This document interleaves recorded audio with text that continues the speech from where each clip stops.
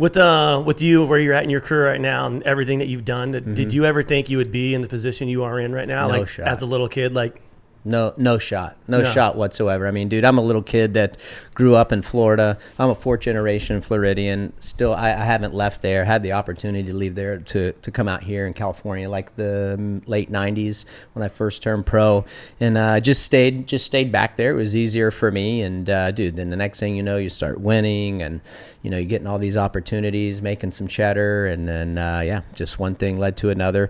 It's pretty interesting because I never planned on doing this. You know, like I was like, you just roll along, and then one thing just keeps manifesting. It's pretty cool. You could have been a professional three-wheeler racer too. I know you like that, don't you? I've never seen That's some of those right. photos. Yeah, so Yamaha Trizinger. That was my very first bike ever. The yellow and red one. Oh, you had the yellow. Mine was blue. Yep. I had a blue one. I think the blue one was before the yellow and red one. Was it? Which you are 2 years older than me, so it kind of makes sense, you know? So yeah.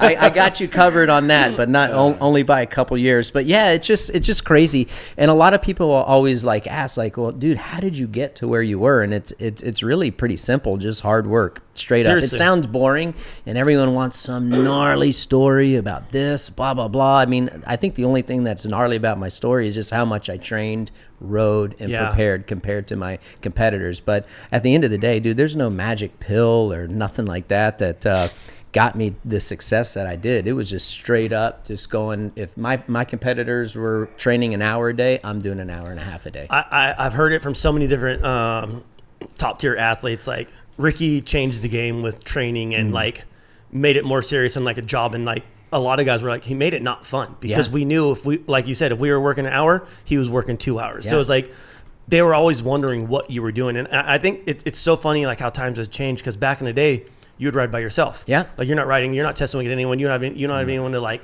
mark yourself on the track or pace off of, where all these teams like Star now have the whole squad out there racing. So you can kind of have like a mark of, oh, okay, Deegan's looking good. Just like that. looking good. Yeah. And anybody, you name it. Yeah. So yeah, that was my deal. And then I didn't want to show people what I was doing. I was like top secret. The game has changed so much, but I do blame MC for me changing the game, because listen, dude, I'm coming up against the king of Supercross, right? No one was able to dethrone that guy over and over and over. He's winning everything at the time. Like. Yeah. And no one could keep it together for 16-round Supercross season.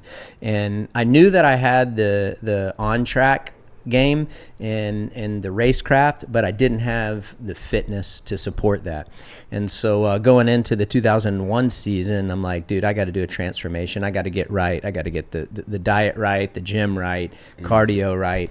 And one thing, I started chipping away at that in the middle of 2000, and then came into 2001 and it ended up winning the series.